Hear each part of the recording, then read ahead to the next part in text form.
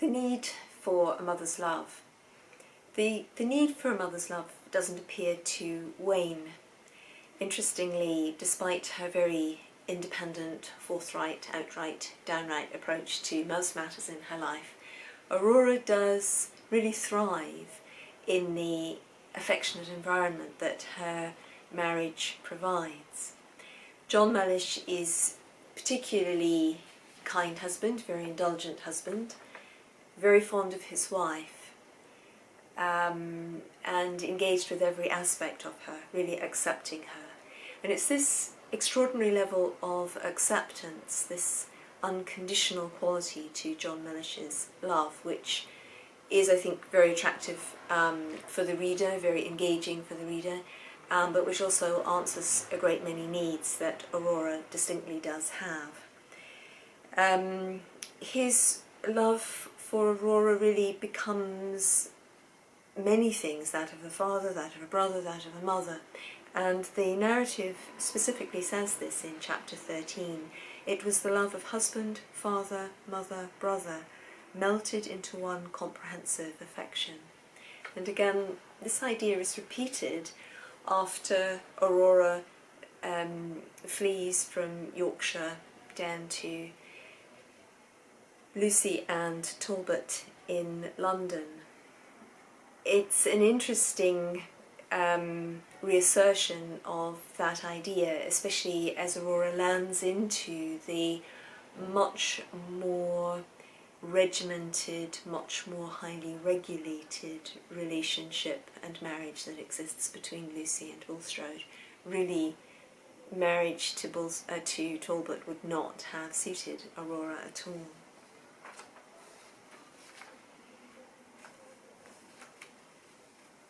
Appearances. Appearances are very, very important in this novel.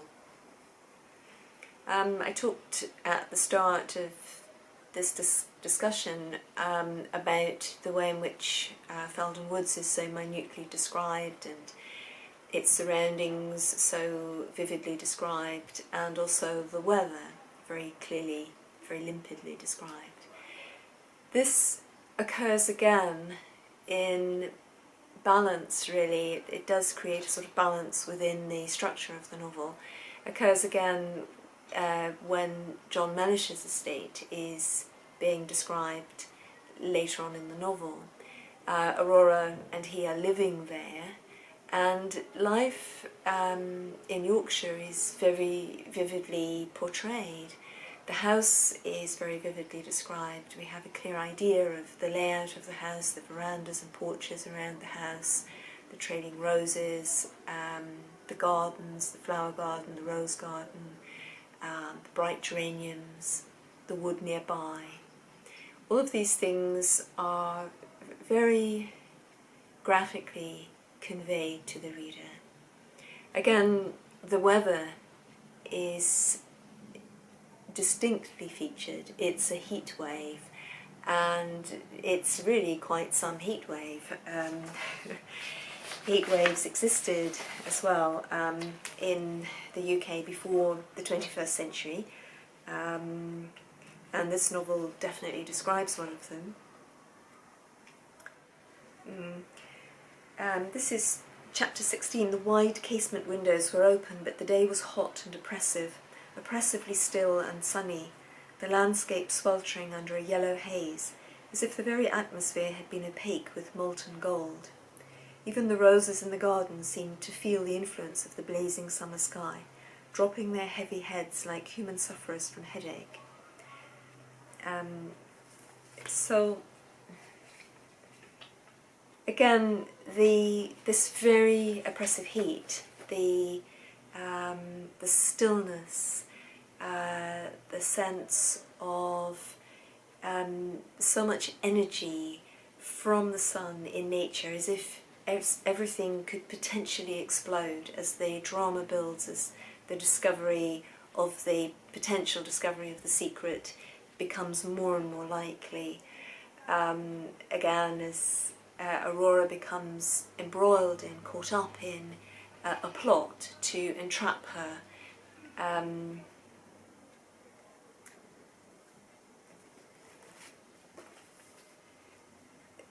the weather is part of the atmosphere of that, part of the sense of foreboding of what might come and what might happen.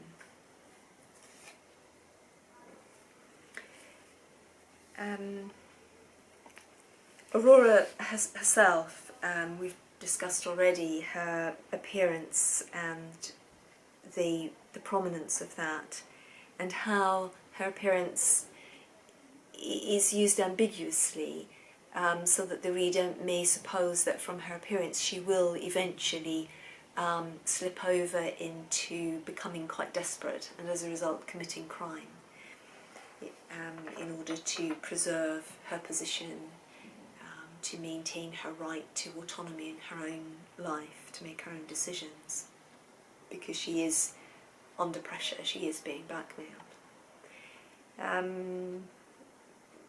We've talked in this line already about the foreign element or aspect of her appearance, whose appearance of a gypsy, a regal foreigner, the dark complexion.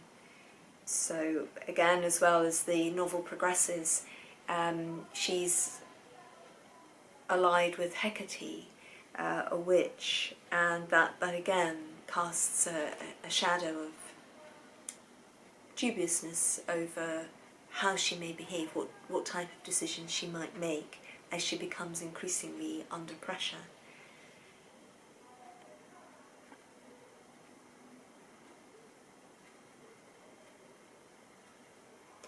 So there's this prejudice that Aurora will be unconventional because of her appearance, and then she is something that the author does set up. The author is omnipotent within the story, and so these decisions are taken deliberately by the author.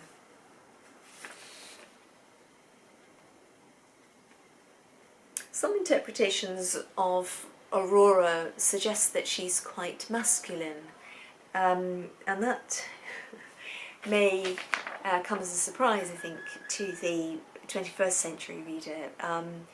The contemporary critics described Aurora as masculine, in fact.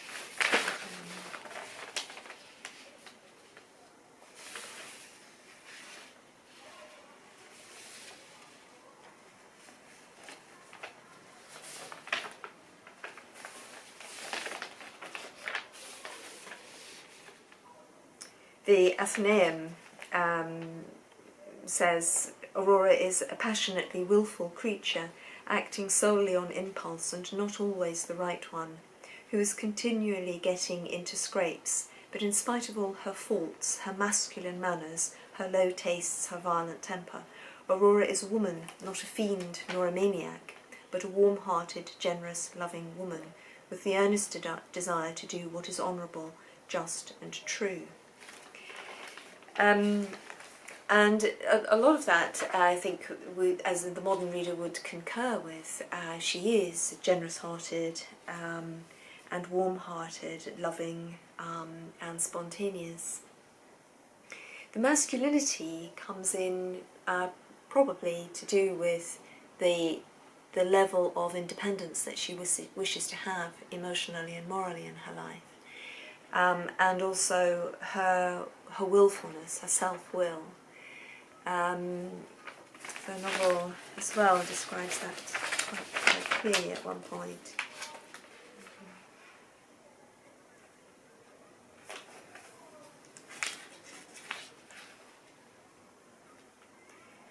Yes, Aurora's generosity over giving charity and philanthropy, which we saw already at Felden Woods, emerges again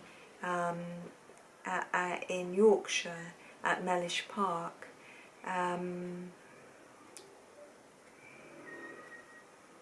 She's a very generous lady of the manor.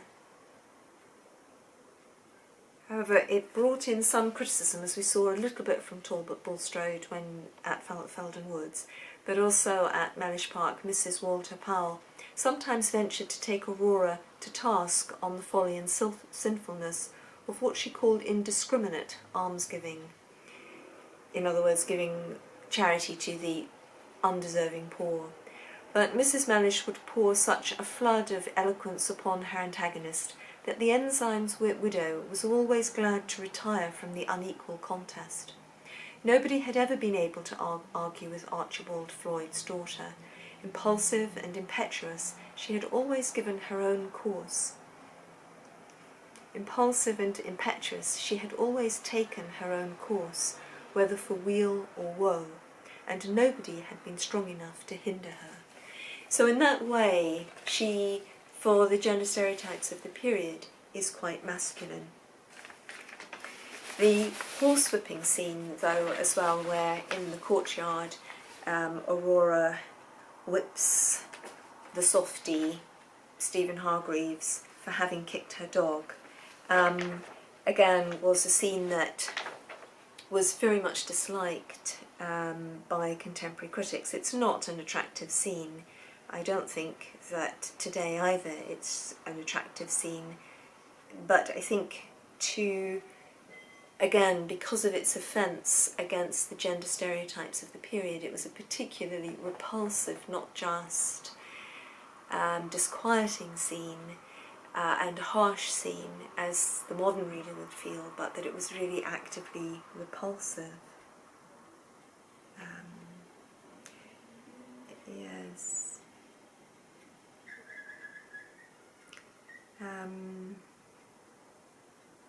So the Athenaeum says he had kicked viciously enough her favourite dog, and Aurora sprang upon him like a beautiful tiger, and catching the collar of his fustian jacket in her slight hands, rooted him to the spot where he stood. The grasp of those slender hands, convulsed with passion, was not to be shaken off, and Stephen Hargreaves, taken completely off his guard, stared aghast at his assailant. Taller than the stableman by a foot and a half, she towered over him, her cheeks white with wet rage, her eyes flashing fury, her hat falling off and her black hair tumbling about her shoulders, sublime in her passion. And when she had broken her jewelled whip to pieces and trampled her hat underfoot, her husband suddenly appears on the scene and carries her off with sorrowful tenderness, and comes back to finish the correction of the hunchback and to dismiss him from the premises. So again, some of that is direct quotation from the novel, and we see again this very vivid emphasis on precise description of the physical form of Aurora the heroine. The Athenaeum comments, this revolting scene was unnecessary to the plot, and it is not in accordance with the rest of Aurora's character, for she is generally represented as good-natured and kind-hearted, but proud and dignified in her bearing.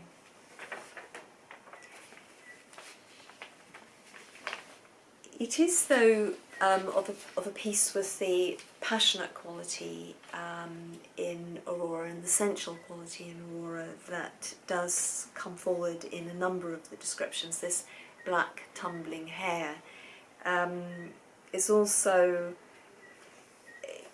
her hair features quite a number of times in descriptions of her in the novel, and we see one example of it when after she's been ill, she's lying in the marital bed and John Mellish is looking at her. Observe chapter 16. He watched the pale face lying on the pillow, the large black haggard eyes wide open and looking blankly out at faraway purple treetops against the horizon. But there was no clue to the mystery in any line of that beloved countenance. There was little more than an expression of weariness, as if the soul looking out of that white face was so utterly enfeebled as to have lost all power to feel anything but a vague yearning for rest.